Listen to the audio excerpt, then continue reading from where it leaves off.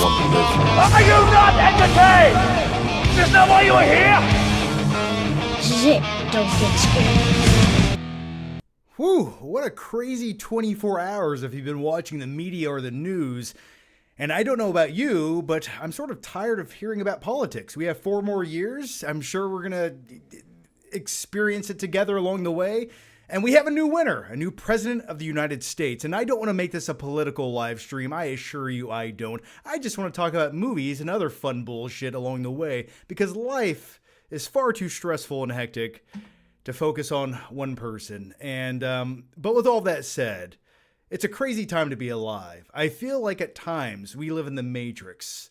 It's a bizarre, phenomenal, great time to be alive. But with all of that said, the only political aspect I really want to dive into tonight, and the only person you should vote for, is Tracy Flick. Pick Flick. A nice, beautiful, simplistic 1999, I guess you could say it's a political drama to some degree, but I consider it a phenomenal classic and a funny fucking movie. But if you've never seen Election starring Matthew Broderick, definitely check that out from 1999. And yes, indeed, Pick Flick might have just been, but for IP reasons, and so I don't get sued or trademarked, I own the rights. I came up with it, I assure you.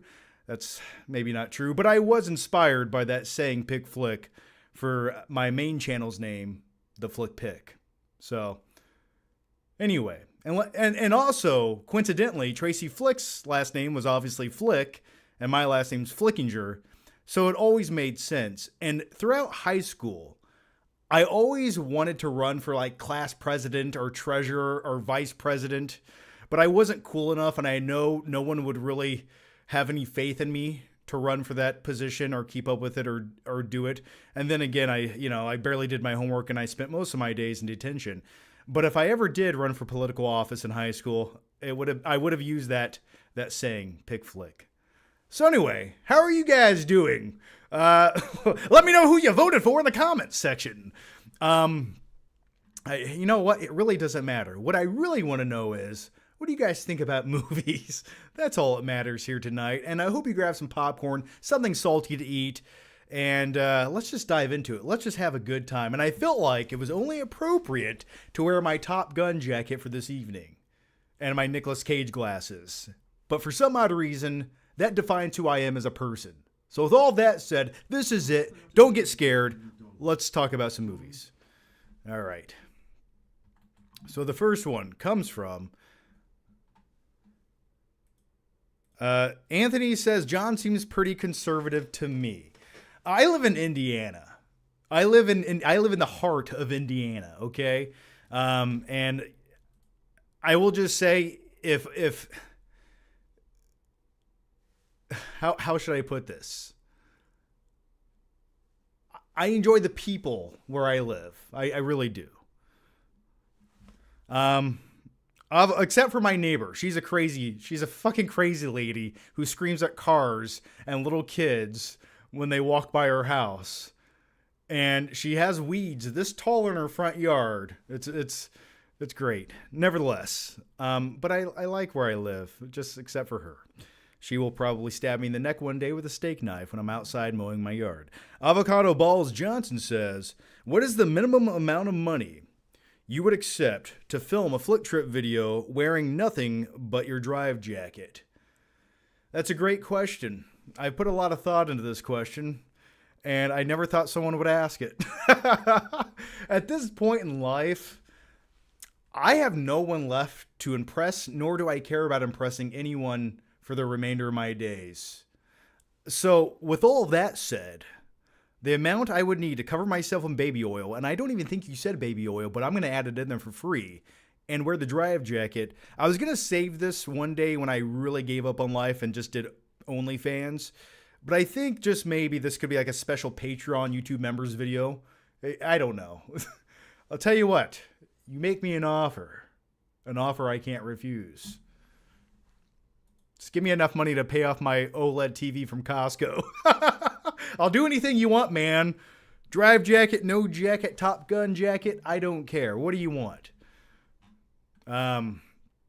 But thank you for the question. All right. Fellow Flickinger fans. Yeah, thanks, guys. And by the way, everyone who joined me on the last live stream with my wife, Nikki, we had a very special Halloween-themed live show last week, and that was a good time. So I'm glad you guys got to meet her, and maybe, just maybe, in the future, I'll have Nikki back to talk movies, because she's really articulate when it comes to discussing movies, and she has a different viewpoint on movies. She notices things that go over my head or I miss out on, in little details. She's very analytical. I'm sort of a concept guy. But I would like to have her back talking about movies and maybe a future episode of the live show, or I don't know, maybe a movie night video, because guess what? I might just have a very special movie night video relating to Gladiator. I just feel like I need this to happen, because my name's Flickimus Maximus Decimus, father to a dead son, husband to a dead wife, and I will watch movies in this life of the next. All right. Let's go to the next one here. And speaking of all you flickomaniacs, you flicksters, flick fam, what do you want me to call you? Flick special friends? That sounds kind of terrifying and slightly erotic. But what I did want to mention to you guys, if you guys are YouTube members, you go to the community tab, or if you saw the post, I am looking for you guys to submit your special questions for a members only live show. So submit those away. Go to the community tab on my channel right here, and you should see a post to submit those. And I'll stop just blabbering. Let's get to the next one. Chris Solomon says, do you feel there will ever be a disagreement/argument with your wife pertaining to politics? Oh, we've had some along the way. I mean, but then again, I think politics is such a lose-lose sometimes. I really do, but I am excited to see what happens next. I really am. And I'm all about, and once again, I said I wasn't going to get political, but just because I put it in the title, let me punish myself because I did that. I just thought we could be topical for this live stream. I was feeling a little bit bored and lonely tonight, and I needed to take my mind off things. But not to get too political, I think there's great ideologies on both sides of the table. I really do. And for me, when it comes to politics, I like to lean towards the person I have the most faith in as a leader, and who has the same concept of well-being that I do. And most importantly, I just think common sense is one of the most important factors that, for me, when it comes to other human beings, if you don't have common sense, I instantly just cannot understand who you are or where you're coming from. And so with all that said, I've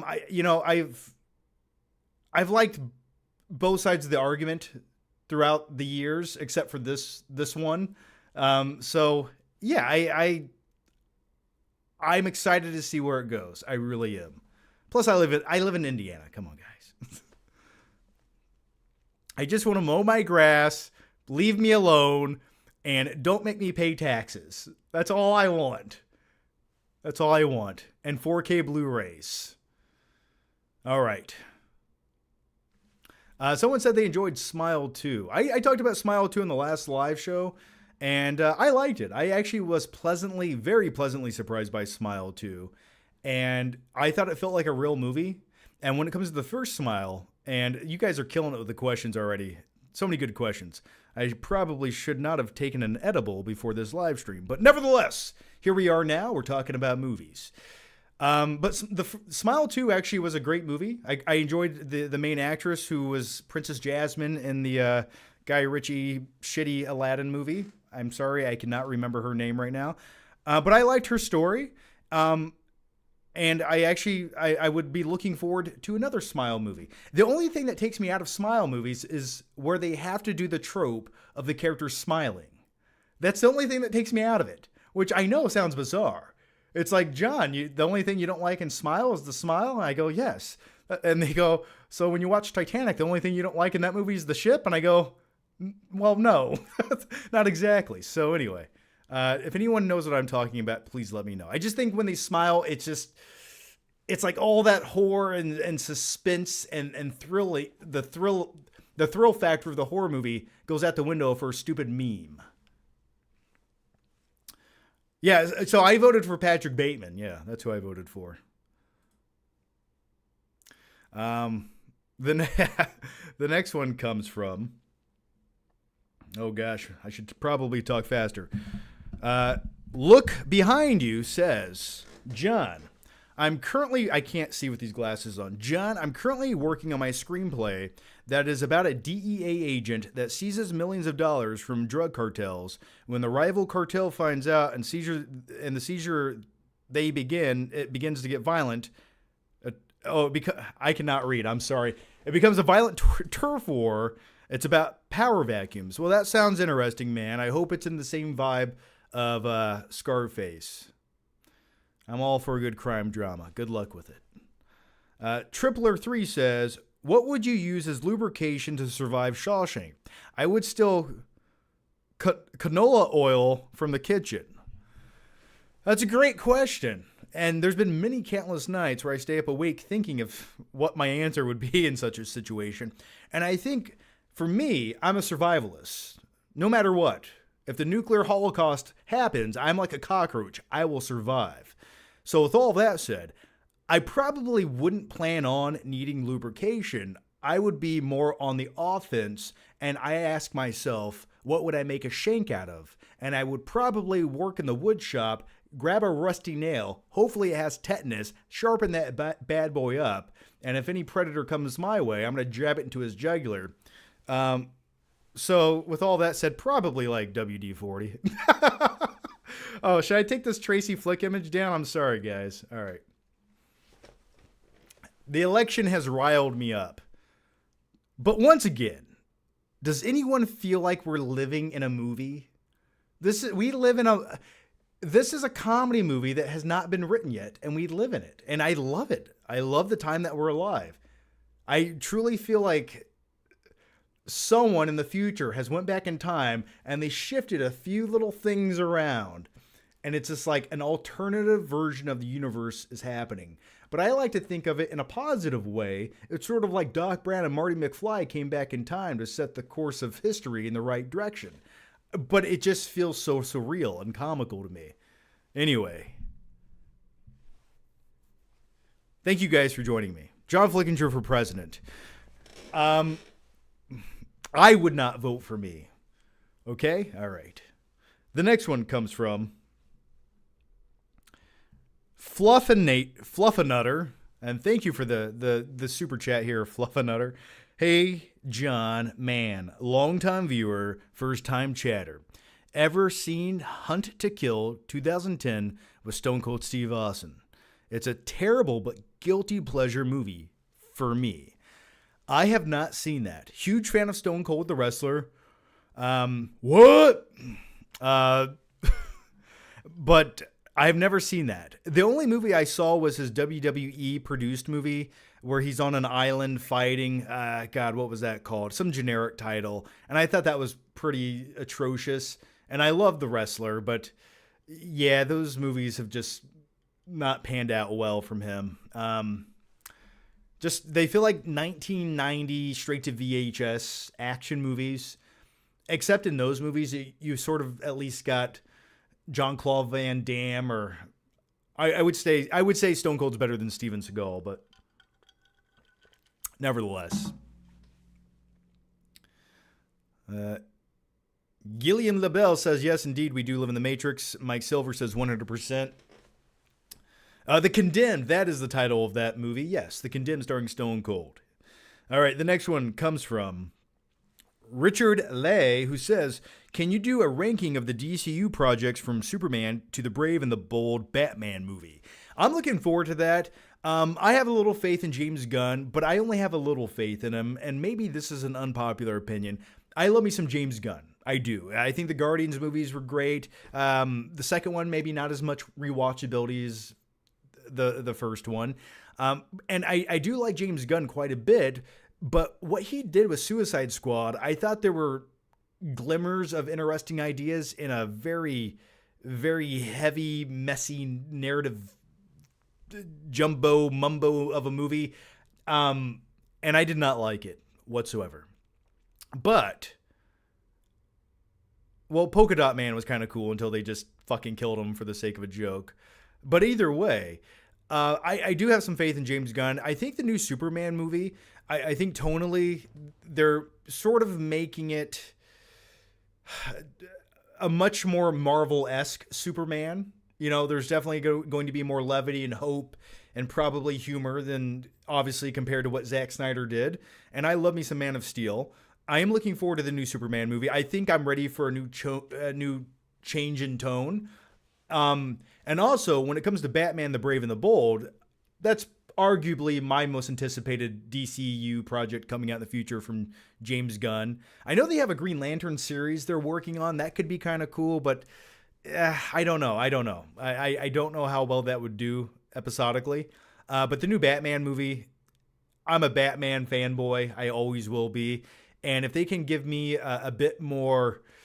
I always use this term, and one time I read a comment of someone getting very angry with me for saying it, and maybe they're right and I'm wrong, but I always use the term fantastical Batman. And if you could give me sort of that Batman animated series level of fantastical Batman, that's what I would like to see in live action. And so I'm probably most looking forward to the Batman project. That's it. And then I think next up would be Superman, but definitely by far Batman. And imagine years down the road with the proper movies, the proper sequels, maybe, just maybe, we can try that whole Batman v Superman thing again. And this time, hopefully, we can get it right. All right. I could talk about this for another 25 minutes, but I'll just answer the questions a little bit quicker. Joel Miller says, did you see Tarantino likes Joker too? I did hear about that. And Tarantino's always sort of a kooky guy when it comes to certain movies. There's a lot of weird movies he quite enjoys, and I get why a guy like him would enjoy Joker too. I really do. Just because it subverts expectations to some degree and it just goes off the rails.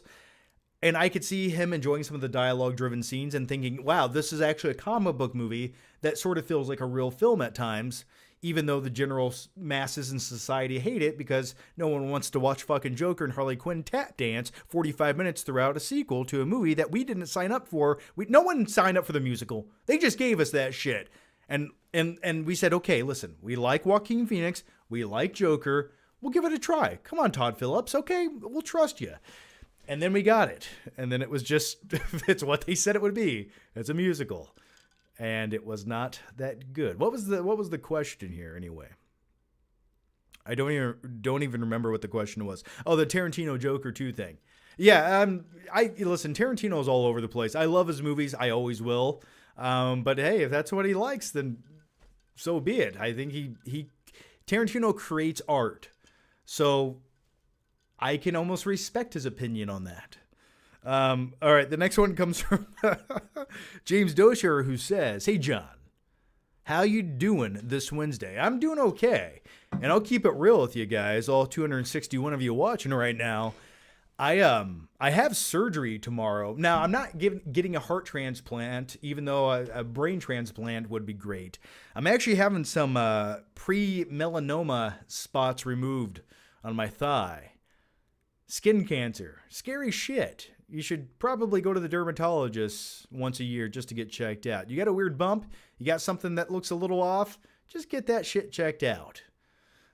That's my advice to you. But yeah, I'm having a few things removed tomorrow, and then I'm gonna have some stitches from the procedure. So other than that, I'm doing okay. It's nothing too crazy. Like, it's just a couple stitches and a little bit of blood. But then again, you know, sometimes that sounds like a fun Thursday afternoon. Or sometimes it just sounds like you're having melanoma removed. But I'll be okay. All right. The next one comes from James Dosher, who says, "Hey, John." Oh, we just answered that. Skylar Wheelock says, "Name a film that doesn't deserve to flop at the box office." Oh, that's a good one. Joker 2. I'm just kidding. You know, one movie that flopped at the box office, and maybe it deserved to flop at the box office. And I can completely understand why it did flop at the box office. That little film is called a 1995 classic epic adventure starring Kevin Costner where he drinks his own piss and has gills behind his ears. This mega flop blockbuster is called Waterworld. Now, I completely understand why it flopped. I kind of do. But at the same time, it just feels like people back in the mid-90s would have ate this movie up. I know I did. Just an epic adventure on the sea. But then again, I think it was the cast of the movie that was just a little unsettling. And it sort of reminds me of another flop that I also enjoy from 2004 called Van Helsing. And it's obvious why these movies flopped, but I think I like them because of the intention of what could have been. It's like you have a shell of what could have been a good movie. And internally, there's just absolutely no substance.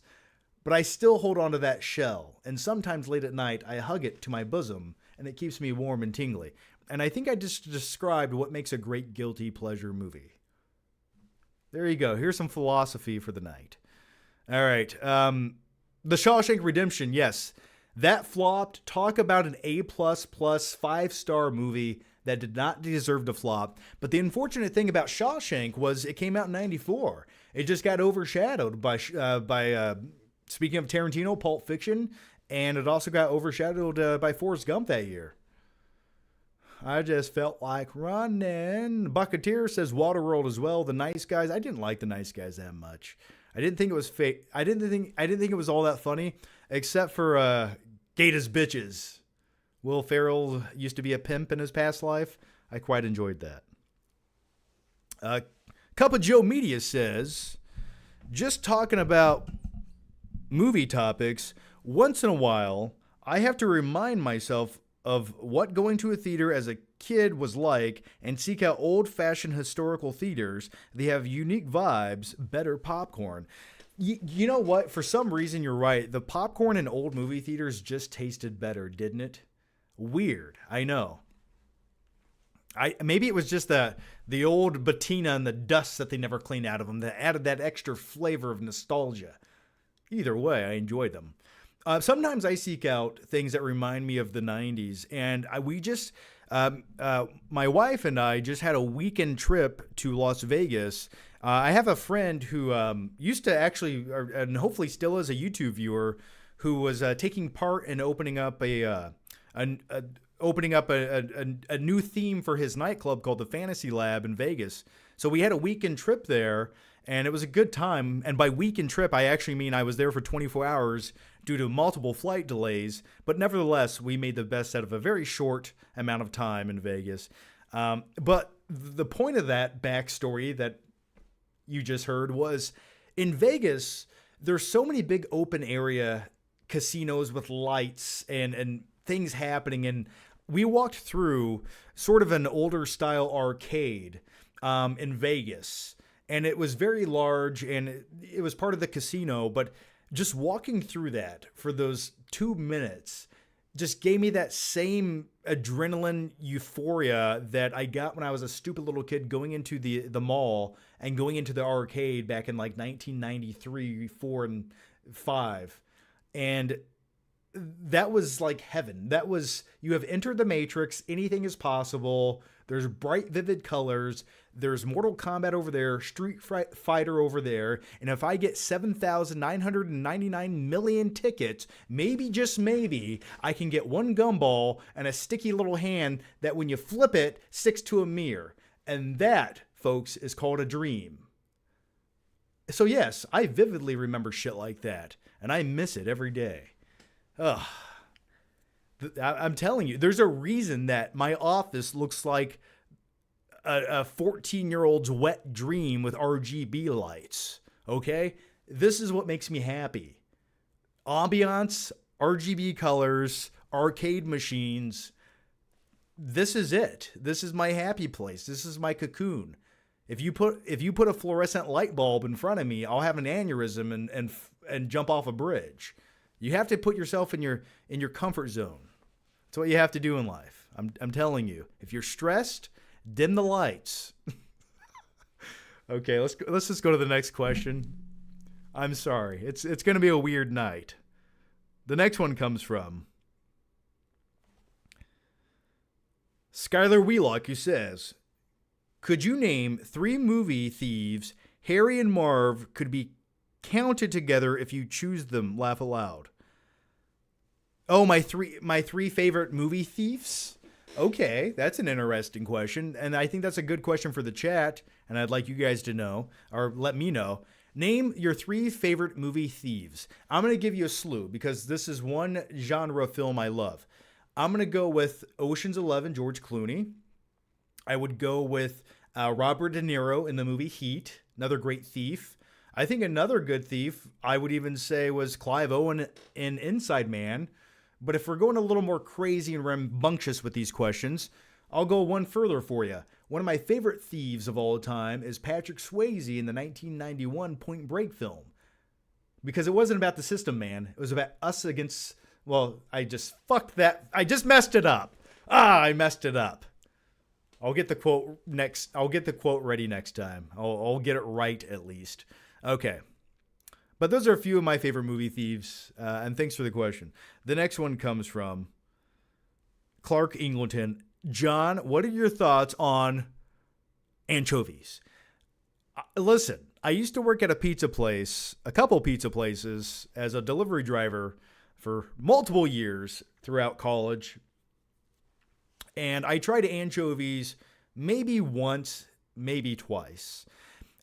And the only reason I did that is if someone ordered a pizza and they didn't pick it up after a certain amount of time, you could just eat it. And I would always do that every chance I got. So one day there was only one pizza to pick from that someone didn't pick up, and it was anchovies. And I remember thinking, well, you know what? Today's the day. And they were just sort of salty, not that great. And I'd rather just eat pepperoni. So yes, I have.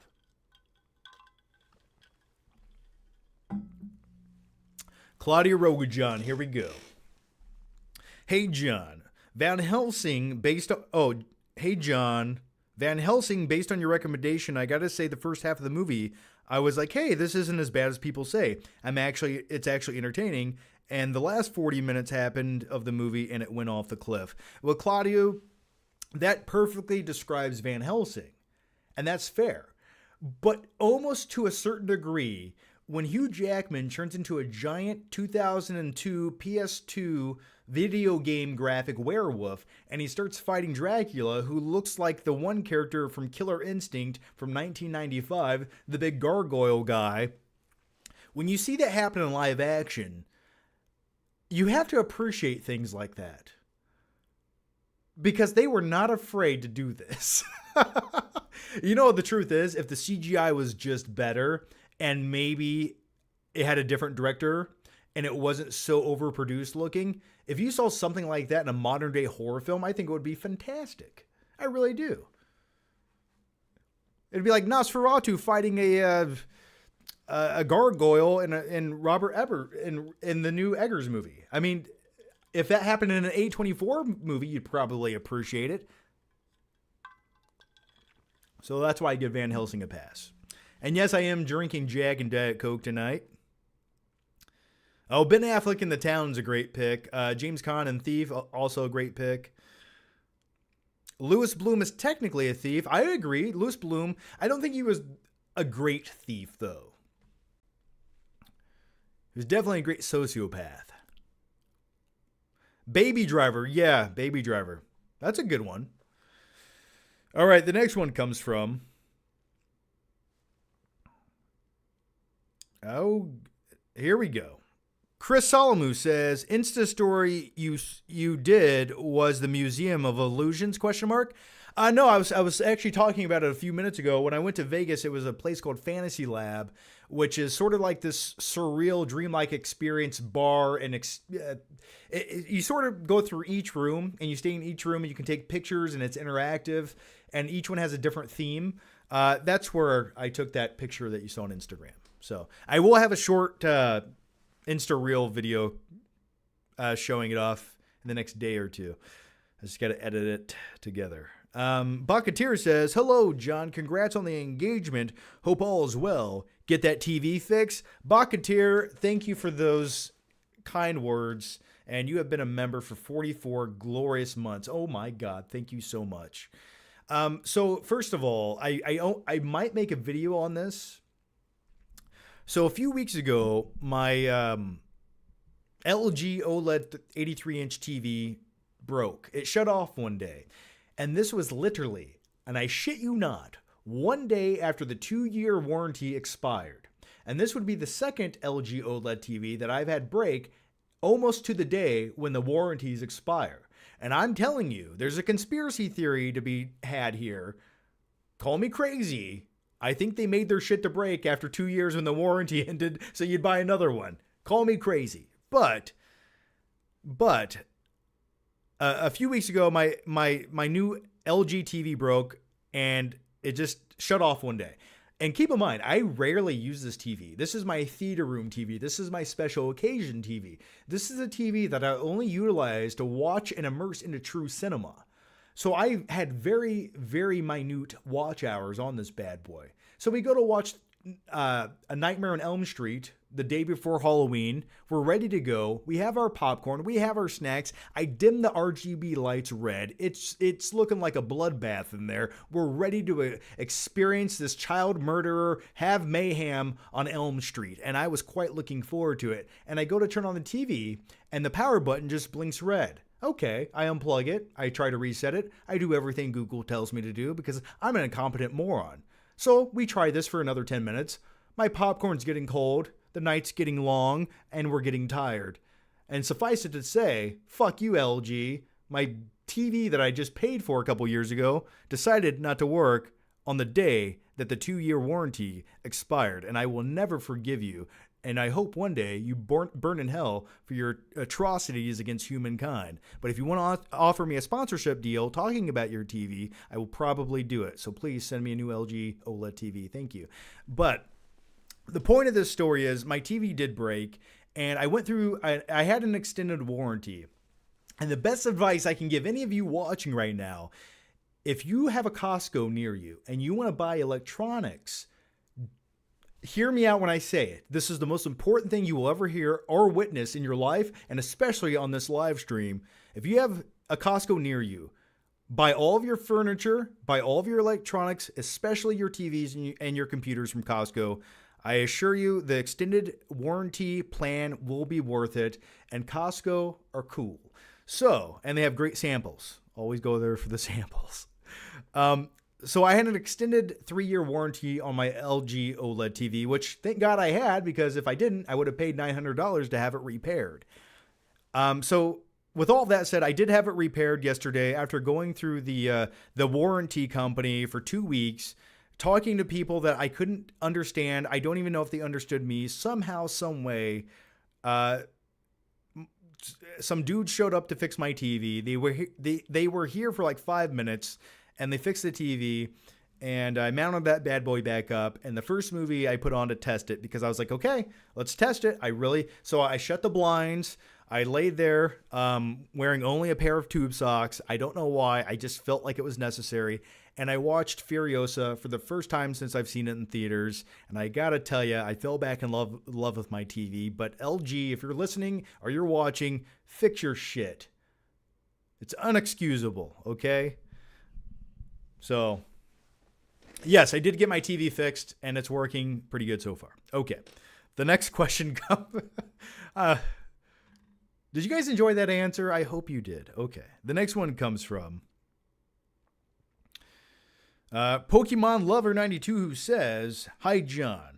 As someone from California, I'm feeling sad about the election. I don't understand how you can vote for someone like Trump. How do you feel about things? No hate. If you support Trump, I still love you." I think you should always vote for the person that has the best interests of humanity in mind and who will not cause a nuclear disaster to take place. That's just my advice. But nevertheless, I think everything will be okay. Turn that frown upside down. Life will go on. And if for nothing else, the big question you have to ask yourself, generally speaking, if you look at the course of America every 20 years, it's a slow change. And I just don't want to pay taxes anymore. So not to get political, I think I answered a question there. Yeah. The next one comes from, gosh, come on, chat, slow down. Real Still Fitness, no question, but thanks for being, thanks for the chat there, man. Trevor Phillips says, Daddy Trump is back at home, baby. It's down the hall to the right. I just, his quote in Home Alone 2. Donald Trump. Okay. Could you do lawn care videos on your channel? I've been watching you for a decade now. First time donating. I usually creep in the shadows. You know, I creep in the shadows a lot on YouTube as well. So thank you for coming out into the daylight. I know it's scary and harsh, but I'll shade you. But the next thing I wanted to say here is lawn care videos on my channel. Don't get me wrong. The thing about me, and maybe I'm developing late onset adult ADHD or something, but there's 9 things I would love to dedicate my life to, and I just can't pick and choose. There's part of me that would like to have a lawn care channel on YouTube, but the truth is I only care about my lawn throughout the spring and summer months, and I really wouldn't have much content to discuss during the winter months. But I am sort of weird about my lawn. I'm more or less, the best way to describe me is I'm Clint Eastwood from Gran Torino. The second part of that question is, thanks for watching. Yeah, thanks, man. Real Still Fitness. Okay, here we go. Got a question now. Hey, John. Longtime viewer here from the UK. What is your opinion on Cornetto, the Cornetto trilogy by Nick Frost and Simon Pegg, and how would you rank them? You know, I have never loved... okay, how do I say this without... I think my favorite film from Simon Pegg... Let me double check something here. I never loved Shaun of the Dead as much as a lot of people did. Oh, I forgot about The World's End. But for me, if I had to pick one out of their trilogy, it's always been Hot Fuzz. Easily Hot Fuzz, and I'll tell you why. And the reason I had to use Google because I wanted to remember World's End. I was like, wait, what year was that? Okay, so my favorite movie from their trilogy was always Hot Fuzz because it had like a throwback vibe to Point Break. That's why I liked it. All right. Hot Fuzz is the best. Yes, I agree.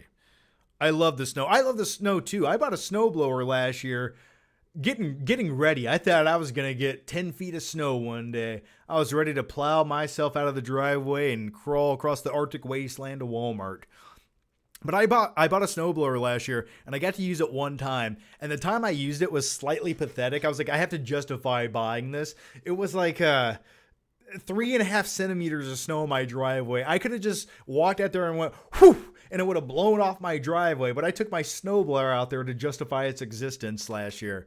I know, sad and pathetic. Hopefully this year we do get some snow. I'm looking forward to it.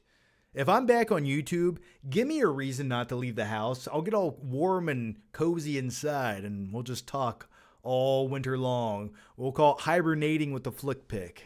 How do you like that? Sounds like fun, doesn't it? I know. Let's go to the next question. The next one comes from the 50% Doctor Who podcast says, did you hear Quentin Tarantino love Joker 2? Yeah, we talked about that earlier. You know what? You got to respect the man's opinion. Look what he has done. Avocado Balls Johnson says, my favorite Predator quote is not allowed on YouTube, but my second quote immediately follows it. Yeah, strap this on your sore ass, Blaine. What's your favorite Predator quote? I mean, come on, you know me. Dylan, you son of a bitch. What's the matter? Pushing too many pencils? Probably that. The next one comes from Skylar Wheelock, who says, maybe they could use the dollar maker. What the? Oh, I'm sorry. I'm sorry. I'm not the printing press. Maybe they could have used the doll maker as a villain in Batman 2. He kind of like Batman's Leatherface, he uses the skin of his victims, and on himself, also a cannibal, he mostly tortures women. Jesus Christ. Oh my God. So if the first Batman Reeves movie is sort of like Seven, the sequel would be like Silence of the Lambs. And in a weird way, I almost love that. I love that idea. Now, is this going a little bit off the rails from the comic book route people were hoping to see? Absolutely. But if you're going to have some cannibal Buffalo Bill dude, and that's who Batman's after in the sequel, that sounds like a true threat to me. I'm sorry, Mr. Freeze. I know you want to make shit cold, but I'm a bit more interested in the dude who tortures women in a well in his basement. I think Batman's priorities should probably go that direction, don't you think? Yeah, I think we went off the rails there for a second with what I would like to see from a Batman 2 movie. But now it sounds like a great villain. I would like to see it. The Doll Maker. Oh man, we got a very generous super chat in here. We got John. I'm a silent follower and just wanted to tell you thanks for the entertainment. Look forward to your live chats. Well, thanks, man. Thanks for the very generous chat there from secret follower / admirer from a distance, far, far away, M. Well, thanks, M. Thanks, Big M. Thanks so much for that. Very generous of you. Thank you for that. I love you too. All right. That was nice of you, man. Thank you. All right, let's go to the next one here. And the next one comes from Jellied Eels, who says Maximus versus Tony the Tiger. They're great. And it gets decapitated. Okay. That's a weird question, but I'd like to see it. Skylar Wheelock says, you get sent to hell and you're forced to watch Point Break 2015 on repeat with your eyes pried open, Clockwork Orange style. That would truly be hell. When I think about terrible, underwhelming remakes from far superior movies, Point Break 2015 is one of those. And funny that you bring up that video because I was feeling slightly narcissistic the other night, and I went back in time and watched my 2015 Point Break review because I sort of forgot what I said about it. And I think the video holds up, man. So thanks for that. All right, the next one comes from Tim Holson, who says, what's currently your favorite movie of 2024? You know, I don't know. To be completely honest with you, I don't know what my favorite movie of 2024 is right now. There's a few contenders. There's a few movies I liked, but I would have to dig deep to pick that one that I loved. I think what's going to make the top 5 list is Dune 2. What will probably make the top 5 list, maybe top 10 list, Furiosa. Right now, I think The Substance might be number 1 or number 2. I'm not sure. I'm really not. I have to watch The Substance one more time, but nothing has kept me so entertained with vomit in the back of my throat in a long time. But The Substance did that. I loved it. So that might be number 2. I'm still waiting on number 1. There's a few movies coming out this year that I'm holding out hope for. Nosferatu, I'm hoping makes that top 5 list. I'm looking forward to Gladiator 2, though I feel like at best it'll be like number 9 or 10 or something. And I'm sure there's a few other movies I'm not thinking of right now off the top of my head, but also Heretic would probably be in my top 10. And if you haven't seen Heretic, it comes out tomorrow. Definitely recommend that movie. And once again, I love smart, sophisticated, sociopathic characters who speak logic and have an ideology you can almost agree with, even though they want to, torture people to some degree.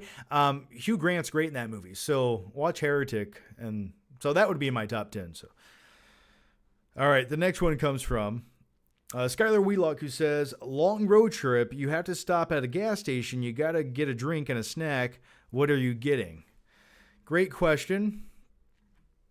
And now I have a question for all of you. I just think it's fair to include you on such things. When you go to a gas station, what is a road trip snack that you always have to get? And for me, it has to be something that you normally never get any other time you go to the gas station. Only when you're on an extended trip do you buy this item. I have 3 items I'd like to share with you. Diet Mountain Dew. I think it's disgusting, but whenever I'm in a car for at least 3+ hours at a time, I always get it. I don't know why. Item number 2, I always get at the gas station on a road trip, a Slim Jim. Outside of a road trip, I'm like, that looks disgusting. No, thank you. I don't want that regurgitated meat stick going down my throat. Not right now. On a road trip, jam it down there. I love it. Thank you. The spicy, the better. Another thing I get are combos. When I was a kid, combos are these little cracker-like snacks. They have like pretzel flavor, salt flavor, whatever. And in the middle of this little tube is it's filled with this salty paste that might taste like pepperonis or cheese. Just describing it sounds gross, I know. But I used to love these things because you bite into it, you get a little of that softness flavor. So good. Until one day I bought combos, and this was the last day I ever bought combos. I bought a bag, came out to my car, looking forward to it with my Diet Mountain Dew. And inside, instead of one of the little cracker tubes, it's just a big ball of paste. Like a literal ball of the paste that they inject in these little cracker tubes. And looking at it in that amount, and it looked like it was like a ball squeezed with a human hand, which just added to the grossness of it all. But looking at that flavor ball of goop, it just looks so produced. It looked like it was made out of toothpaste and someone dyed it and added salt and said, eat this as food. And looking at that, it changed me forever. And I'll never eat combos again. That's my combo story. Okay. But what did you guys say here? Raw pork liver, Jesus. Beef jerky, always got to get some beef jerky. Root beer and red vines. You're right, red vines are another thing. You know what the thing about red vines are? When I think about them logically, they just come across like someone's earwax put through a tube with forced air, and on the other side you got red vines. But on a road trip, it sounds great. In reality, it's like eating shoelaces. Okay, Monster Energy, some type of Hostess cupcake. Okay, I can dig on that. An alcoholic beverage. You got to be careful with those on a road trip. Yeah, so anyway, those are my thoughts. Let's go to the next one here. Stan Adrian says, John, who is your favorite YouTuber? I've been a fan since 2013. Thank you. Oh man, thanks, Stan. 13, fucking, what's that, 11 years? I'm not a mathematician. Thanks, buddy. My favorite YouTuber, I don't know if I could just sum it up to one. I watch a lot of weird things on YouTube, but a lot of different genres. I watch people who own car washes and laundromats. I watch fitness YouTubers. I watch vloggers like Max Chewing, who's sort of a dude that lives in Texas that owns a candy company, and he started off as a vlogger. I like watching his stuff occasionally. I would watch Casey Neistat videos. When it comes to the movie side of things, Red Letter Media is someone I occasionally watch. But I'm trying to pinpoint my favorite YouTuber. I watch a lot of mid-sized YouTubers too. I know that's not a great answer because I'm not giving a lot of details. I'm trying to think, and I watch a guy who owns a car lot named Flying Wheels, and I just like looking at different people's lives and their perspectives. It's kind of a weird thing about me. I'll tell you the thing I watch the least amount of on YouTube, and that's movie related stuff. Oddly enough, I like watching everything else. I don't know why. So yeah, I hope that answered your question. Okay, the next one comes from Quinn Udi, who says, what's your opinion on A24 Studios? Which of their films stand out to you the most? In my opinion, the best studio of all time, by far today. Yeah, man. Well, I just talked about Heretic. That's probably my favorite film of theirs this year, by far. I think A24. I'm always looking forward to a new A24 film, but sometimes and I know this sounds so, there's a certain level of artsy I hope that they don't overdo every time. I'm like, I like a certain level of it. I like having a thinking man's film that's a little bit simplistic, but I don't want to go too far with it. And sometimes they do, and that's okay. I know some people love them, but like a few that I enjoyed the most, The Whale, maybe, the Wrestler. Wasn't The Wrestler A24? I'm pretty sure it was. Iron Claw, another one I loved. Ex Machina actually was one of the and weird. I'll tell you a quick backstory in Ex Machina. That was a movie that I just didn't want to watch for years. I don't know why. And then one day I finally gave it a watch and I loved it. So I think I don't know if I answered that question. I think I did. Okay, we got another super chat here from M, who says, okay, I do have a question now. What advice would you give someone looking to build a YouTube community like the one you have, and how difficult it was for you to build your subscribers? Oh, thanks for the question once again, M. And that's a very thought-provoking question, and I do appreciate that occasionally. So here we go. I think the biggest thing when it comes to building a YouTube community is you don't have to have the largest audience. You just have to have a niche of people that truly appreciate what you do and like you for who you are. I think first and foremost, it's about personality. Because I know sometimes there's channels that have sort of a more generic personality that feels like a host of an ABC game show host or something, and you don't get much from the channel, even though they get more views. I don't do that. Just be you. I think being personable is the number one step, and number two, have something to say. And eventually you'll get an audience, and it'll be the audience that'll stick with you, and that's the most important audience. Throughout the years, a lot of people will come and go. Somebody might like one video and hate the rest of them. And sometimes that's how it goes. But I think persistence is the key. And being consistent is definitely the key.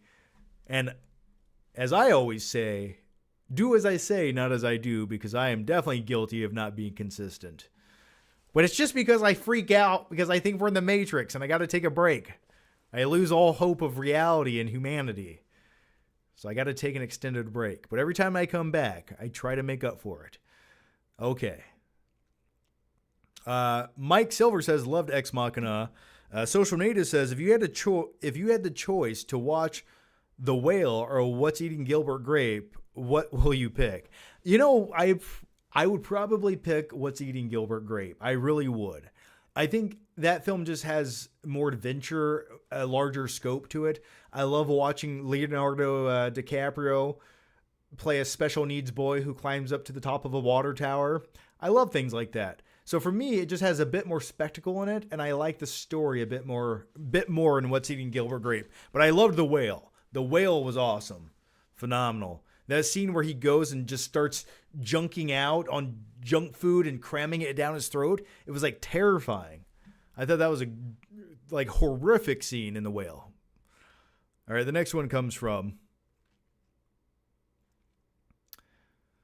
James Doshier, who says, do you eat Taco Bell? If so, what do you get? Occasionally, I do get in the mood for Taco Bell. And Taco Bell is one of those weird things. I swear, why do we instantly get the craving for Taco Bell once every 6 months? I'm telling you, they program something in our brains when we're sleeping, or they're putting something in their food. But I don't go to Taco Bell often, but when I go to Taco Bell, I make it count. And it's always at 1 o'clock in the morning. So I probably get, I like a variety pack of things. I get hard shell, soft shell. Okay. Maybe a quesadilla, maybe a burrito. But the one thing I will always get, and the one main factor that always motivates me to go to Taco Bell, are the cinnamon twists. That and a Diet Baja Blast. If I could remove all the water from the oceans and replace it with Diet Baja Blast, I would most definitely do so. Because every time it would be a wave of awesomeness. And that is the best recommendation I can give you, Taco Bell. But no, I do go there. That's what I get. The next one comes from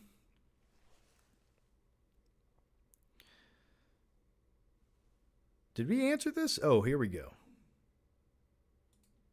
Upshot Music TV, who says, someone mentioned Tucker and Dale versus Evil. Absolutely one of the funniest films I've ever seen, in my top 3 rewatchable cult comedies of all time. Yeah, I've never seen it. I think someone talked about that on one of the previous live streams, and I thought I notated it down. I do want to get around to watching it. It's just one of those movies I just never really came across. So I will check it out. Maybe I should write it down. Tucker and Dale versus Evil. Okay. Yeah, that's the thing. The last big rewatchable comedy I've seen, it's been a while. I can't remember, and that's my question for the chat right now. Let me know, because I'm having trouble coming up with one. What is the last great comedy movie that you saw that's rewatchable in the last 10 years? Because for me, outside of that, I always go to Superbad.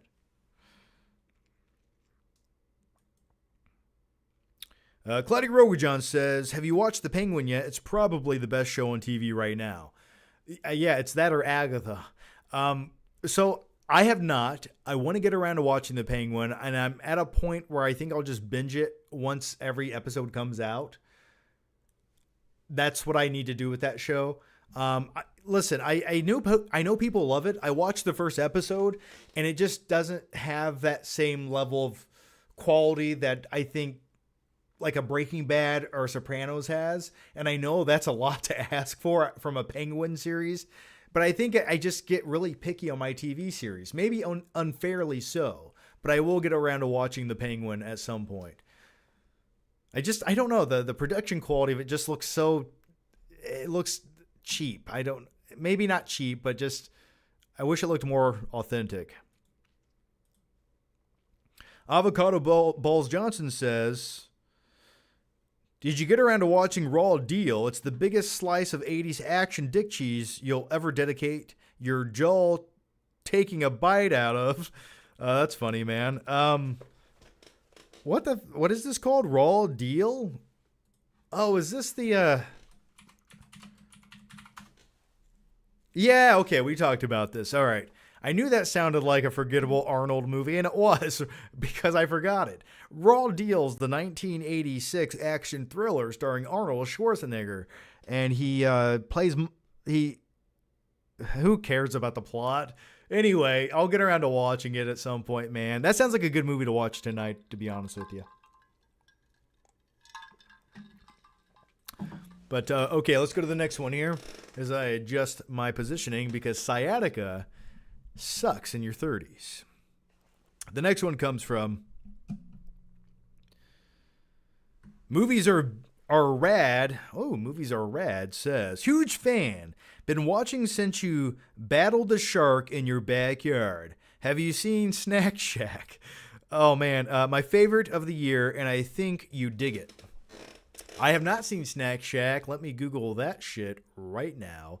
And thank you for watching me since I was playing with toy sharks in my pool, man. I still think that's really cool that people have seen that. I try to explain it to people, and they just don't understand it. I'm like, yeah, no, you don't understand. One time I made a video playing with a little toy shark in my pool that millions of people watched, and I don't understand why. But we still talk about it to this day, and they go, can you please leave now? And I go, yes, I can. But anyway, Snack Shack is a comedy movie. Oh, this looks like one of those 90s comedy movies for teenagers, but it came out in 2024. Okay, this looks interesting. I'll check it out. It's like that movie Camp Nowhere with Christopher Lloyd in it.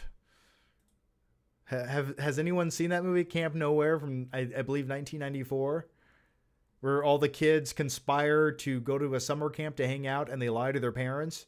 It's a great movie. Anyway, let's go to the next one.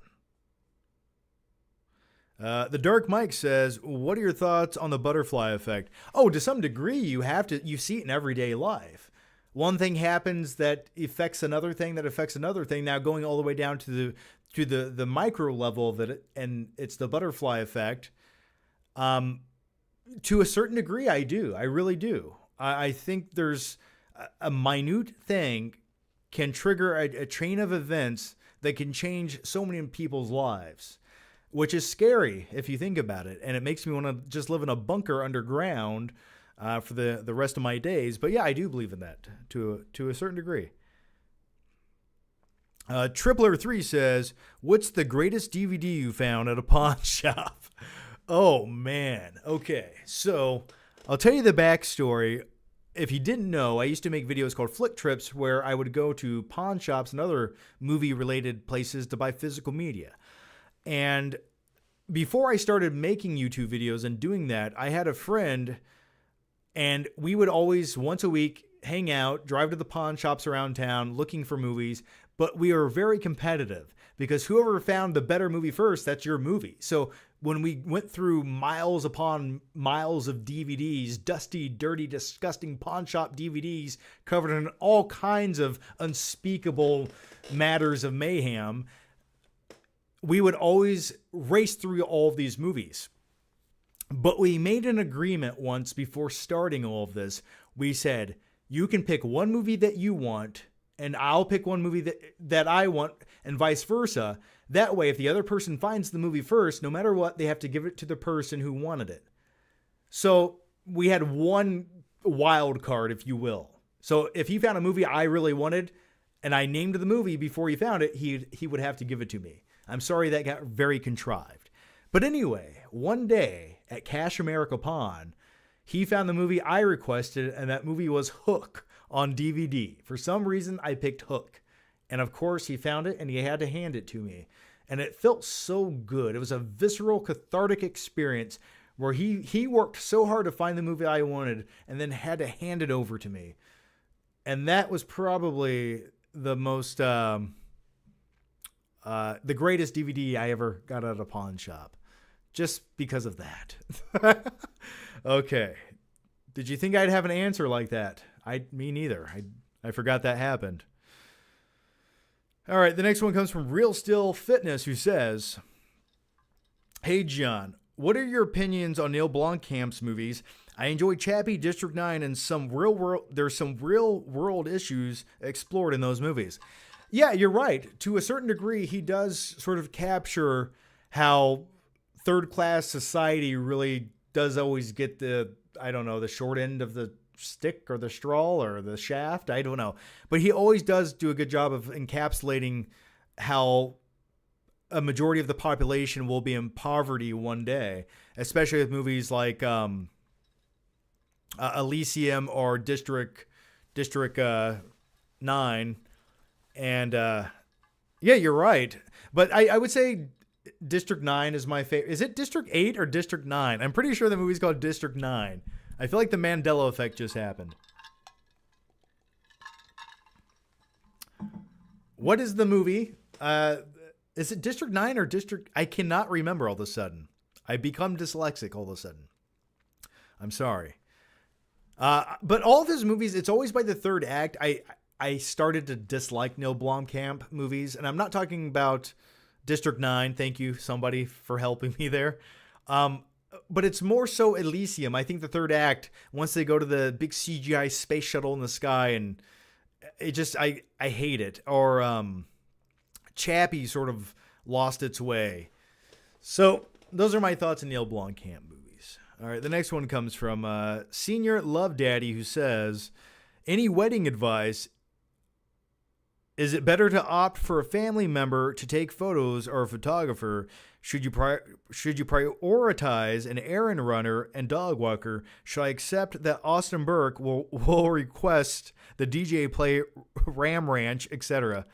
Oh man, that's a great question.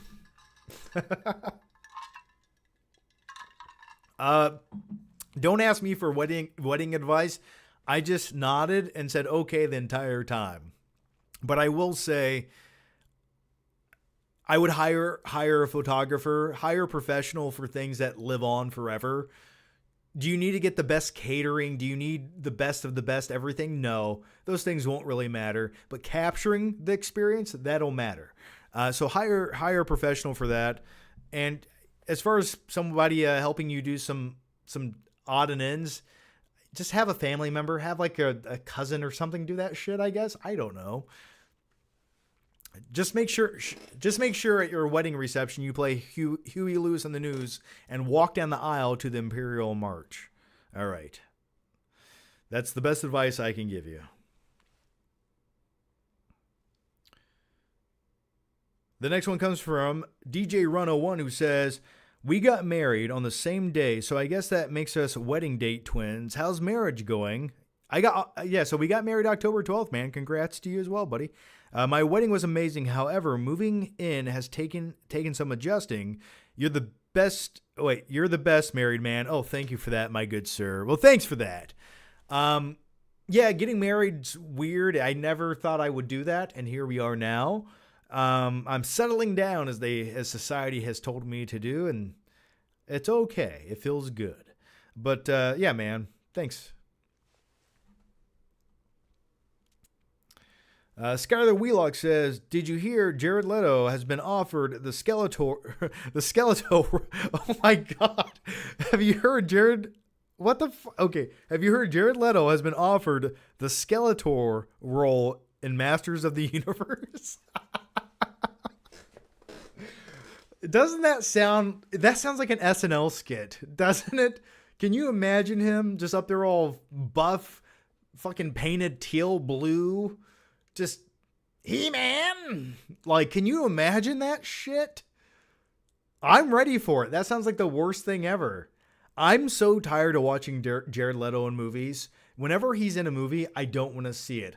I'm not being hyperbolic. I'm not trying to be funny. I don't mean any harm to him. I think he's probably a nice, weird, kooky guy. But anytime Jared Leto is announced for a movie, I just don't want to see it. He has just been atrocious so lately in his performances. I think of the Joker. I think of Morbius. And I just think that I just get this sense of pretentiousness I can't wash out of my mouth. Does anyone else agree? Let me know. Okay. But with all of that said, I would like to see him play Skeletor. I will give him a pass this one time. Okay, fine. The next one comes from Dustin Rich, who says, how did you like the scene in Neon Demon where the one girl bleeps a bleep onto the floor and the other girl puts it in her bleep and bleeps it? I bleeped and loved that bleep. Yeah, it was good, man. I vaguely remember the scene, so I'm sorry.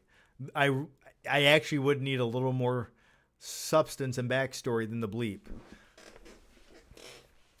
I think I remember it. Oh, yes, now I do. Okay, the next one comes from Bob and KC. Don't get married. Bob, I already did. I'm sorry, buddy. But thank you for the advice. Hopefully this one works out and I don't have to use it. Social Native says, John, are you getting your Home Alone sweater ready for Christmas? Yes. If you didn't know, and no, I'm actually lying right now, but what I want to do, every video that I make after Thanksgiving, I have to wear my Home Alone sweater. Every video, every live stream, every video, same Home Alone sweater. And I'm not allowed to wash it. Maybe I'll do that. So yes, maybe I am getting it ready. Or it's getting ready for me. The next one comes from Elliot Cecil, who says, Trump won, yay. Babies can live now. Well, let's not get crazy. I was going to say a joke I heard today on X. Maybe I shouldn't. But nevertheless, It's a weird time to be alive. It feels like we live in a weird movie, and that's what excites me about everything. Okay. The next one comes from Bo Cylinder, who says, worst Tom Hanks movie. Mine is either Inferno or That Thing You Do. Haven't seen Pinocchio, though. Pinocchio, I watched the first 14 minutes of the Tom Hanks Pinocchio movie, and I actually was sort of looking forward to that. But then I watched it, and I just couldn't bear it after 12 minutes in. But if I had to pick, I don't... Oh, did you say worst Tom Hanks movie? Did I say that? Okay, worst Tom Hanks movie. Inferno's definitely up there. Joe versus the Volcano. I don't think it's the worst Tom Hanks movie. I just think it's the weirdest one. That Thing You Do, I actually like. I like That Thing You Do. And they play that song throughout the movie 5 times, and I enjoyed it every time. So I'm going to go with Inferno is his worst movie. No, Pinocchio is his worst movie. There you go. All right, the next one comes from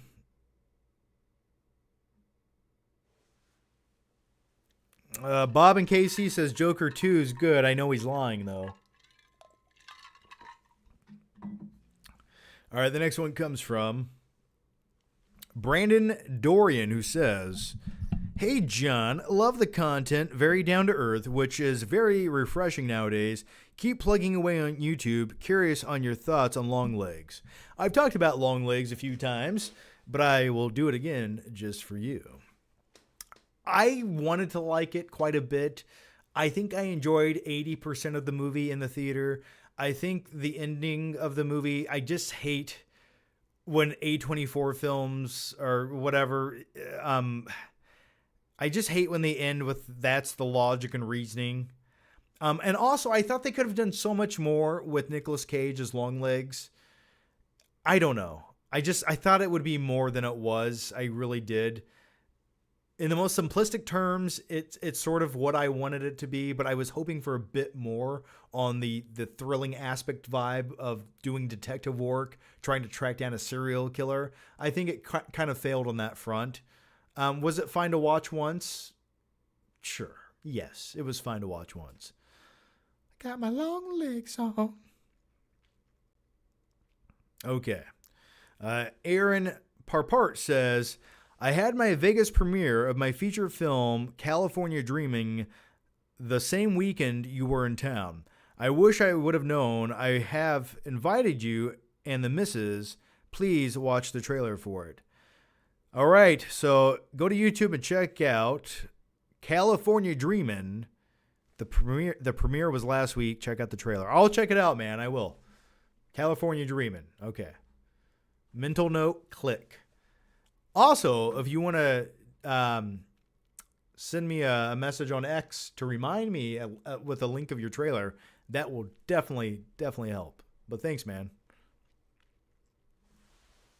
Ben's Film Collection says, much love from the UK. Would you ever come here? Favorite horror film of all time? B-dubs. Okay. I don't want to go to UK. I don't want to go to the UK. I'm going to tell you why. I do want to go there, but I don't want to stay there. I don't mean any offense by that. I would love to look at the castles, maybe go through London, and then immediately just vanish out of the city. I've heard the food is not that good in the UK. Is that blasphemy? Am I wrong in saying that? A lot of people I trust their opinion on, they went to the UK and they said the food was slightly disappointing. And I'm getting to a point in my life where I'm very particular, where I just need good food where I go. I've been to Europe multiple times. I've had some good experiences, but nevertheless, it's really hard to find what you want when you need it. And the pizza's so bready over there. I want more grease on it. Okay, let's, but would I go to the UK? Probably. It sounds like a good time, man. Favorite horror film of all time? I don't know how to pick that. I really don't. I can only pick it in different decades or different genres. Like, one of my favorite horror films of all time would probably be Nightmare on Elm Street or the original Halloween. But then I go a little deeper than that sometimes. And I think what really blew me away, I think watching Scream from the mid-90s was like the pinnacle of the 90s for a horror film. So it's hard for me just to pick just one, but I will tell you this. How about this? I'll tell you my favorite horror movie remake of all time. And that would probably be Texas Chainsaw Massacre 2003. I think that movie gets the thrills and the suspense perfectly. When you see Leatherface in that movie running across that cornfield with a chainsaw, just blowing smoke, oh God, that is cinema. I love it.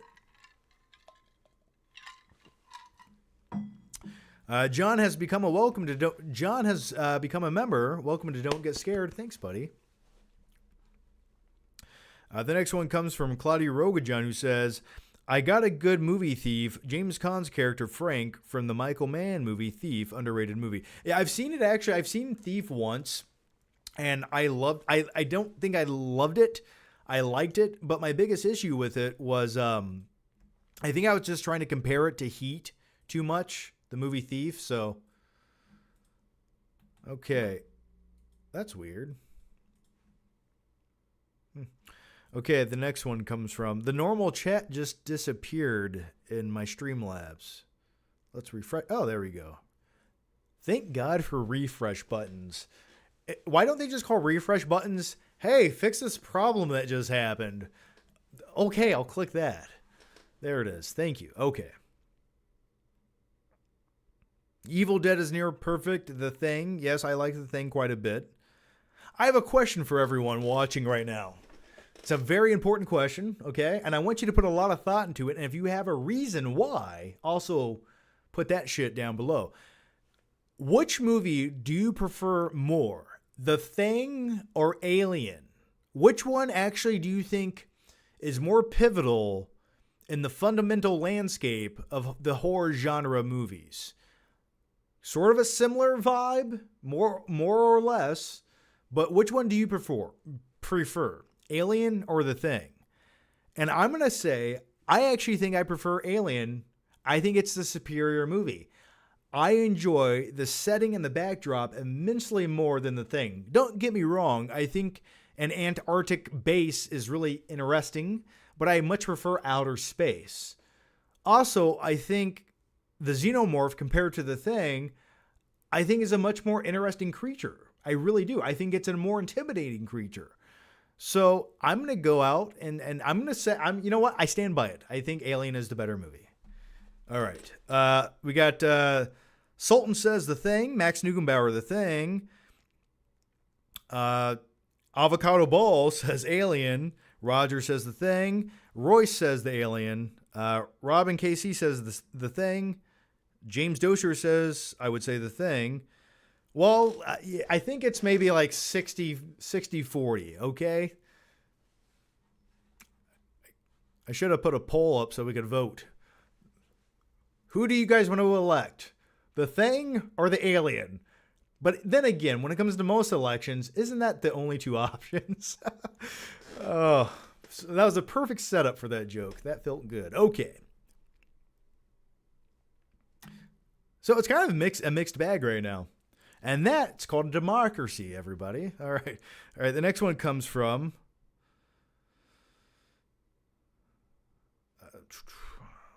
Avocado Balls Johnson, who says, I know you're fascinated with true crime. Have you ever heard of Edward Pasnell, a.k.a. the Beast of Jersey, one of the most bizarre and terrifying cases? I have not. Edward Pasnell, the Beast of New Jersey, was he some kind of mobster or what was he? Huh, okay. I will go back and watch this live stream to remember that. Is it an actual film? It's like a biopic? All right. Social Native says, John, best movie to watch on a rainy, stormy night is Shutter Island. I like Shutter Island. I've never loved it for rewatchability. It's one of those movies that I just do not deem rewatchable. And that's coming from a guy who rewatches movies like Shawshank Redemption or Castaway. I just don't find Shutter Island that rewatchable. but I thought the experience of watching it the first time was quite great. The next one comes from the 50% Doctor Who podcast, who says, "What's a conspiracy theory you believe?" Tell me one I don't. I definitely think there's something to the moon landing. I'm sorry, I do. I truly just, I can't look at those things and those videos in 2024 and go, yes, that looks accurate. And then again, that's coming from a guy in his underwear. But I think there's more to that story than what we've been told. Also, I think the one that everyone, even if you don't buy into conspiracy theories, I think the one, if you have any critical thinking ability, you sort of have to look at the JFK assassination and go, yeah, something else happened. But those are a few I would definitely be comfortable with talking about at a social gathering. Okay. The next one comes from Bo Cylinder, who says, best fight from the Rocky movies. Okay. I have a question for you guys right now in the chat. What is the best fight from any of the Rocky films? Listen, the first one's iconic. The second one to me isn't. The third one I don't really care about, but the fourth one with Ivan Drago changed the game. That one was a bit more personal and cheesy as shit, but I loved it. And the workout montage leading up to it only heightened the atmosphere of the fight. But when you see Khal Drogo, or Ivan Drago, but I'm going to call him Khal Drogo. It's Ivan Drago. But either way, they're both monsters. When you see that battle go down, and he's like 7 foot tall, and Stallone's 5'4", it's glorious. Just beating the shit out of each other. It's so over the top, pure 80s. I would say for me, that might be the most iconic Rocky fight scene there is. Do I think it's the best one objectively? No. No, I do not. But, oh, Adrian, we did it. You know, that scene alone, that could be argued. Yes. All right. The next one comes from Nose is Wild says, hey, Johnny, 'tis the season to watch Better Watch Out 2016. Great spin on Home Alone formula. Better Watch Out 2016? Why have I never heard? What is this? What are you talking about? Better Watch Out 2016? What is this? What is this? Okay. This is Ashley travels to a suburban home on the Learners to babysit their 12-year-old. She must defend herself and the young boy when okay, so it's like a horror version of Home Alone. You're throwing a lot at me here, man. This looks. Why did I not watch this before? Okay. Well, better watch out. I'm gonna watch it. Better watch out. Okay. You sold me. Did you guys like Better Watch Out? No one has ever mentioned that before, ever. I feel like that was just generated from the AI robot that we all live within right now. That did not exist 5 minutes ago. Okay. If he dies, he dies. Okay, let's keep going here. A lot of people said Rocky 4. Yeah, it looks like Rocky. I'm going to give it to Rocky 4 on that. Balboa was good, but the fight scene, I don't know. I don't think it was that memorable.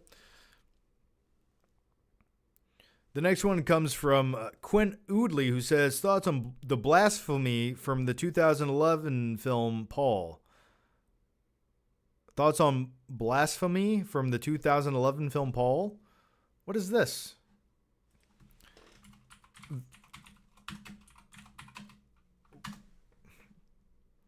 I don't comprehend the question there. I vaguely remember the movie Paul. Oh, do I remember the movie? I think I get the question. I didn't like the movie, if that was the question. We already answered this question. Quinn Oodley says, is Sean Chandler a left-leaning Christian? I don't know. I really don't. Sean is one of the nicest guys I've ever met. An interesting guy. So I don't know. I don't know. You could ask him, I guess. Hey, next time I see him, hey, Sean, are you a left-leaning Christian? All right, man. I don't know, dude. James Dozier says, John, have you seen the movie Dogma from 1999? Yes, I have. Kevin Smith movie. I actually was just listening to a podcast with Kevin Smith the other day on a plane, and don't even get me started on traveling. Oh my God. But I listened to a podcast where Kevin Smith was talking about Dogma and just how bizarre it was to have Matt Damon and Ben Affleck in his movie. And looking back at that now, it's even more bizarre. So yeah, I've seen it. I liked it. It's not one of my favorite Kevin Smith movies, though. Skylar Wheelock says, what are some really good wrestling matches ruined by terrible finishes? The one that always comes to mind for wrestling is the Stone Cold versus The Rock match at WrestleMania 17, where Stone Cold turns heel. And it just didn't need to happen. Like, it was so unnecessary. That's the one time it didn't need to happen. And it took me out of it a little bit, and it kind of amounted to nothing. Avocado Balls Johnson says, rumor is Mr. Freeze is red herring, and the main villain of Batman 2 will be an original character not from the comics. Riddler's creepy uncle, the Diddler, Kevin Spacey, is set to play the role. Oh, yeah. And he teams up with the P. Diddler. And their lair is a big white room with baby oil dripping down like waterfalls on each side. That sounds like that would be the perfect villain for George Clooney's Batman, thinking about it now. All right, the next one comes from James Dozier, who says, do you eat taco? Oh, did we answer that already? Skylar Wheelock says, finally saw Trap. Am I the only one who thought it was absolutely awful? Literally was like a plot convenience after plot convenience with a bunch of Looney Tune escape scenes. Yeah, it got to the point where everyone in this arena, 900 FBI agents, are looking for this guy who's 6'2", dark hair, white guy, fits the description perfectly, and Josh Arnett is just 2 feet away from the lady looking for him on the phone as she gives all this expositional dialogue. And it's after the 5th time that happens, I go, well, this wasn't what I wanted it to be. Great concept. Some of the execution along the way was fine, but man, by the end of it, it just fell apart. All right, the next one comes from Magma Liquor, who says, is anyone really looking forward to anything Marvel is doing? Do you think Marvel Studios is dead? I wouldn't go that far. I'm looking forward to seeing what they do with the X-Men side of things. I think that's where my hope lies with Marvel. As far as the current lineup of who the new Avengers B Squad's going to be, I don't really care about that. Though the new Marvel movie, what is it called? The Suicide Squad Marvel movie. I'm sorry, I forget the title of it. That looks fine. That looks like I would watch it and eat some popcorn. But as far as the next big movie, I'm looking forward to maybe the next Secret Wars movie. I'm curious to see how they handle Robert Downey Jr. as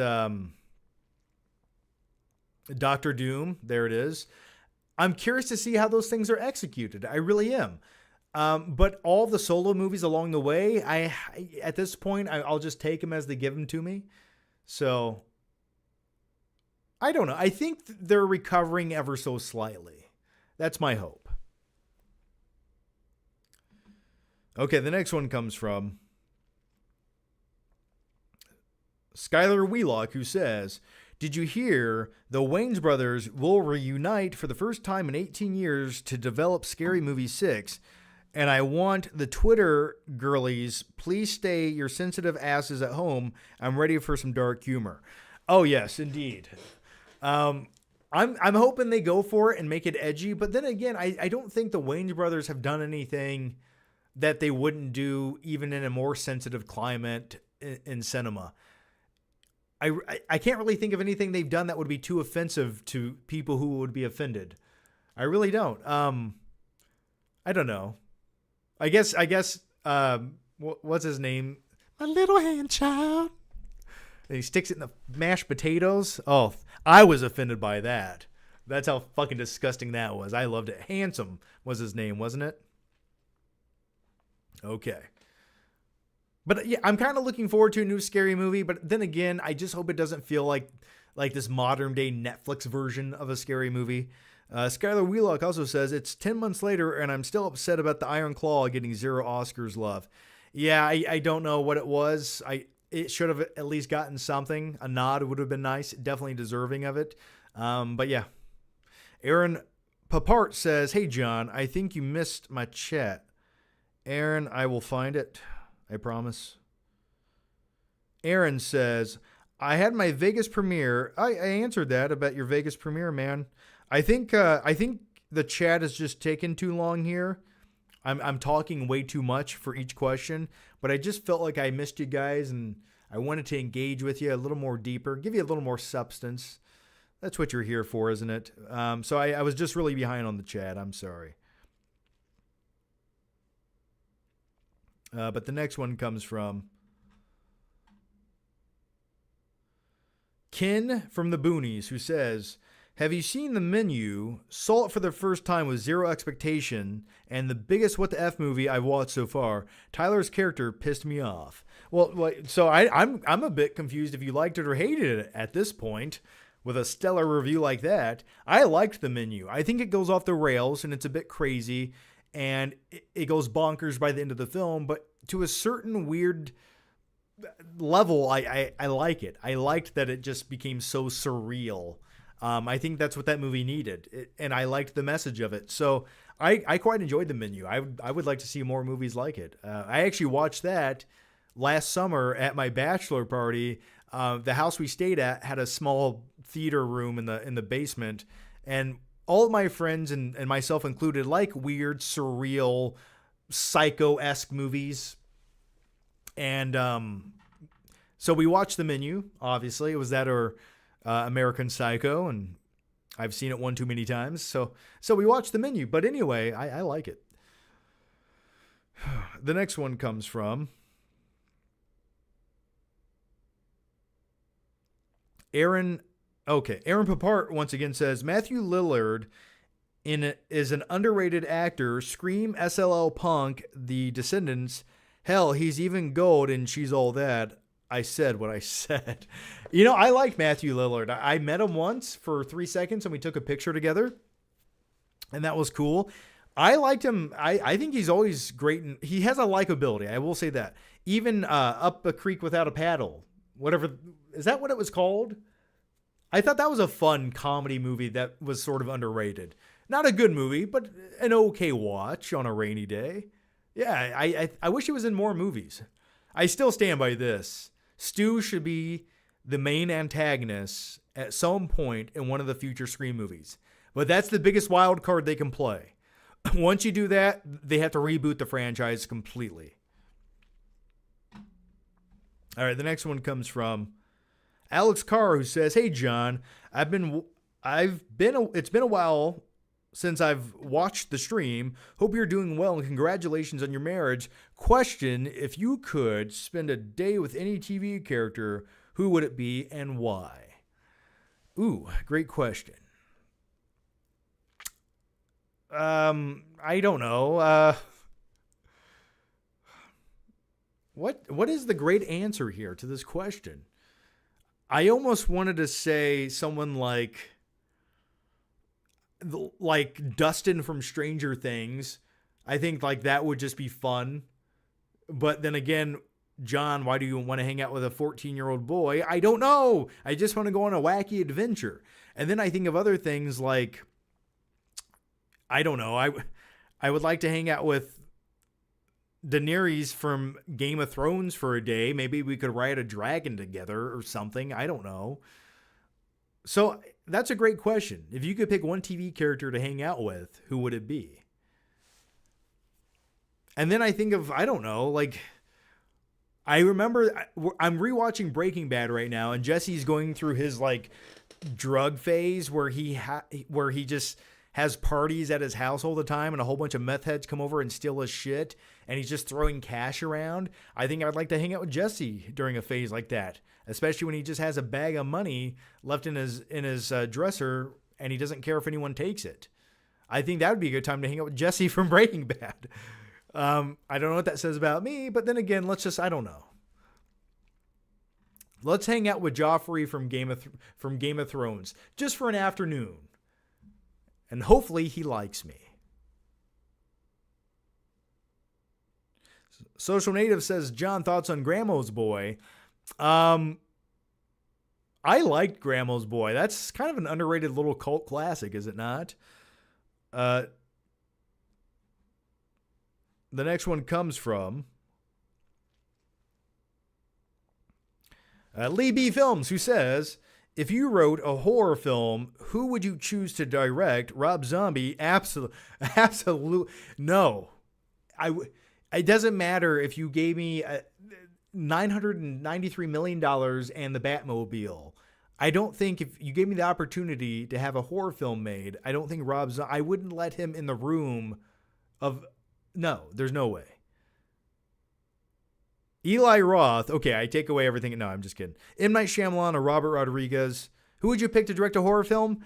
Honestly, if they can just direct the horror film and they don't necessarily write everything in the horror film, I think M. Night Shyamalan's direction is top notch. I would trust him to make a well-made, competent-looking movie. I really would.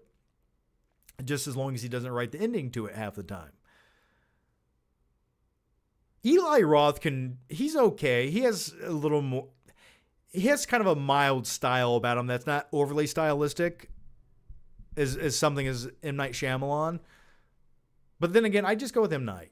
I think if you gave M. Night the perfect script, he would direct a really great movie. I really do. Hang out with Tony Soprano for a day? Hey, Christopher. The next one comes from Aaron Papart says, Willem Dafoe is another actor I love. What is your favorite performance of him? Oh man, Antichrist, or I'm looking forward to seeing him in Nosferatu. I loved him in movies like Animal Factory. I liked him. I mean, I even like his hokey shit like in Spider-Man where he plays the Green Goblin. Oh. No, my favorite scene of all time from Willem Dafoe was this. Don't tell Harry. Oh, Jesus. I love it. The next one comes from Skylar Wheelock, who says, would you get naked if Jake Gyllenhaal told you to? We really don't know what really happened in Zurich between you two. All we know is you have a slightly better haircut than him. I would disagree with that. Gyllenhaal's hairline and his hair is so much more superior than mine, and I think about it every night when I go to bed. Damn you! But with all that said, he hugged me, I hugged him. He was wearing a denim suit. It was very tight, and I'll never forget it. That's pretty much my meeting with Jake Gyllenhaal. He just looked, you know what it is? I'll give you more insight than that. I'm very sensitive to disingenuous people, and I could just sense Gyllenhaal lives a life that I could not even imagine. But when he was there, and he was doing his best to hide it. He really was. It just felt so obligatory to him and such an obligation. And that's the vibe I kind of got from him. He just kind of felt like dead inside. And And I get that. I really do. So that's my meeting with Jake Gyllenhaal. But then again, that's my meeting with half of the people I interact with. Okay. The next one comes from Dustin Rich, who says, since you clearly saw the Neon Demon, how did you like Keanu Reeves' performance as Mormon preacher? As I said earlier, I vaguely remember Neon Demon. I thought I remembered the scene you were talking about, and then I completely must have been thinking of the wrong movie. I don't think I've seen the A24 film Neon Demon, and I've been meaning to watch it.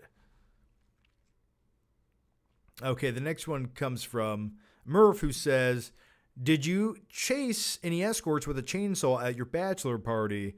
No, Murph. We were going to have a donkey show, but it just did not pan out. And with all that said, has anyone ever seen Clerks 2? But use the good towels. Your name's Christy. The next one comes from Upshot Music TV, who says, can we settle this once and for all? Are gimps meant to be scary or sexy or funny? Have you seen the gimp scene from The Boys? I have not seen the gimp scene from The Boys. I have not. Maybe I should find that. But I do want to go back and revisit Pulp Fiction's gimp scene, because watching that for the first time at 10 years old, you question a lot of things about what's reality and what is the meaning of life.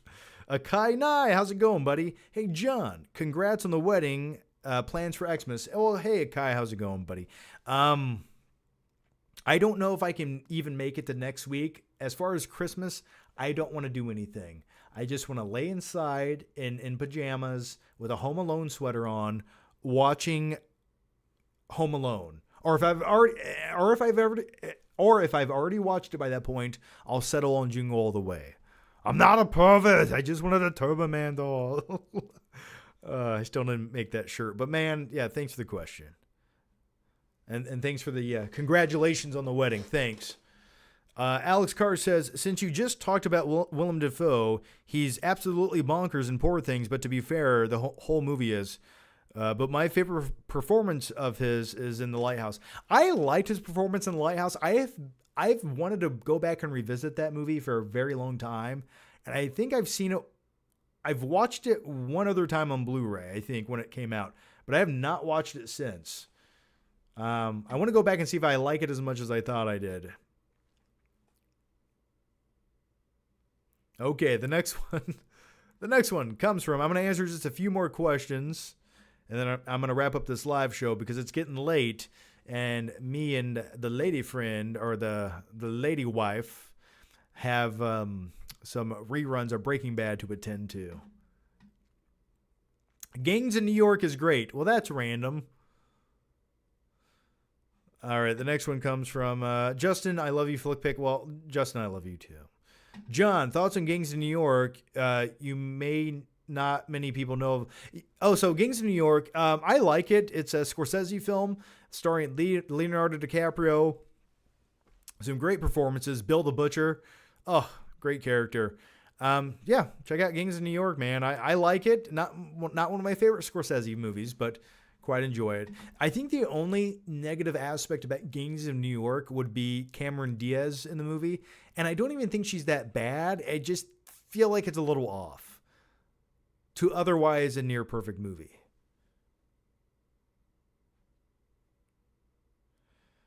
All right. John, favorite episode in Breaking Bad, thoughts on the characters?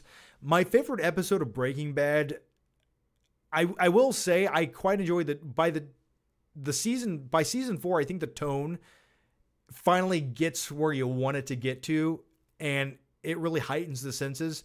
So I would say my favorite episode is I forget the name of it, but the conclusion of Gus Fring. That's my favorite episode. But I'm sure there's a ton of other, I like some of the more subdued episodes where it just takes place in one location. They don't really go outside of that much. Like the episode with Jesse and Walt where the RV breaks down. I forgot how much I enjoyed that episode. I love that series because every episode had a different variety and a style to it. It didn't follow the same formula. That's what I loved about Breaking Bad. A DVD collection video. I don't have my DVDs any longer.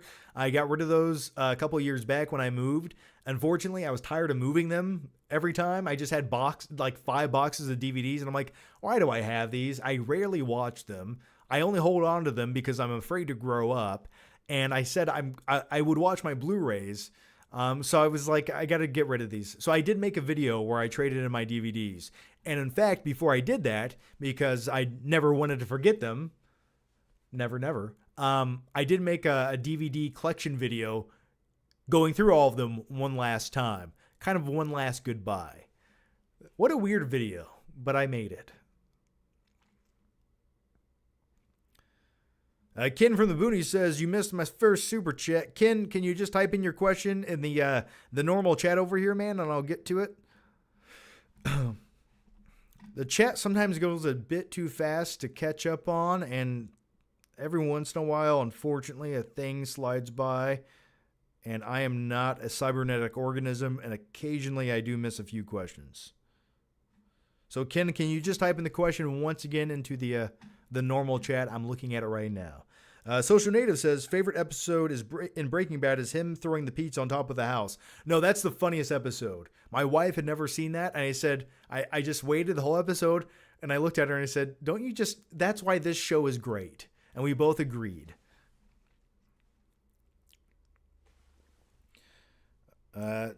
John says, favorite season of Stranger Things. The episode name list for season 5 has been released. Yeah, I looked at the season episodic list of names for the new Stranger Things season 5, and there's some interesting stuff in there. Shock Jock gets me curious. I can't wait for Stranger Things season 5. That is my most anticipated TV series of all time. That's my favorite escape show of the last decade, and I feel like it won't be replicated for a very long time. But I'm excited about the new season of Stranger Things. But my favorite season, it might just be the first one or the fifth, or I'm sorry, the first one or the fourth one. I love the first season for everything that it does, but also the fourth season, it gets so heightened, but in all the best ways possible. And I love how it has that 1980s Nightmare on Elm Street vibe to it. I think that's everything I wanted if you're going to go off the rails and a bit more hyperbolic with your season. So yeah, I think season 4 and season 1.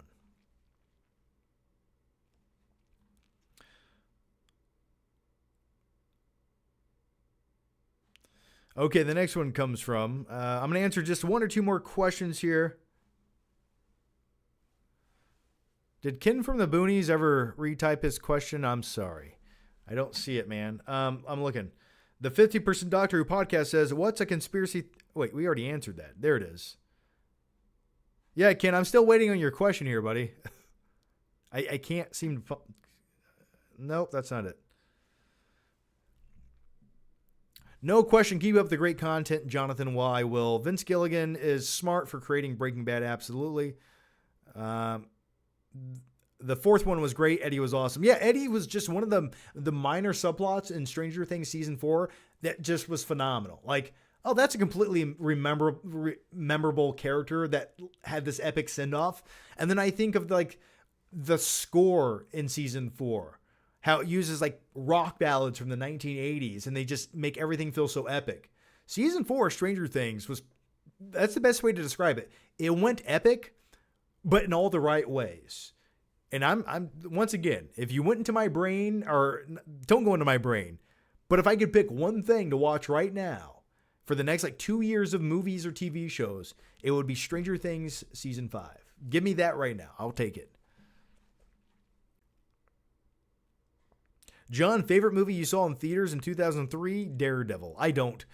Probably the Texas Chainsaw Massacre remake. That's probably the truth. Okay. Let's see. I think I'm going to wrap up the live show right there. Oh, Ken from the Boonies. Wait, okay. So you've typed everything except for the question, Ken from the Boonies. Type the question. I want to answer it, Ken. Please, now's the time. You're my only hope, Obi-Wan Kenobi from the boonies. Oh, here it is. Thoughts on the Butterfly Effect movie and you and your favorite spicy food of all time. This was the question we had to get. Okay. I got to give you some in-depth thoughts on both of these things. We have tried so hard to answer this for the last 5 minutes, and now is the time. 264 people watching want to know the answer to this question. Okay, here it goes. I liked the Butterfly Effect. I almost went back and rewatched it the other night on Netflix. No, the truth be told, I tried to download it before getting on a flight to Vegas, but the Wi-Fi was not going fast enough to download it from Netflix to watch on the plane. I have seen the movie multiple times, especially on DVD. I like the concept of Butterfly Effect. I think Ashton Kutcher's pretty good in the movie, though it just gets to the point where it's like, how do you make every bad situation worse in your life decisions? But nevertheless, I do enjoy it. All right. And also, the next part of your question was favorite spicy food of all time. For me, it's the spicy Thai chicken curry. This is why I needed this tonight. We can all escape away from reality and talk about this kind of shit. I love it. Favorite spicy food? I like wings from Wingstop. I like getting a multitude of different flavors, and their spicy fries. They're seasoned and spicy. Oh, God. I just want to mush them up and take a bath in them. That's some of my spicy food. So thanks for the question, man. And with all that said, guys, I think I'm going to wrap up the live show there. I've been talking way too long, but I did want to say thanks for the questions. Thanks for hanging out. It's always a blast, and you guys keep me going. And so good luck, and let's see what the future beholds. I don't know. Nevertheless, thanks for watching, and I'll see you guys I'll see you next year or next week. Probably next week. Bye-bye.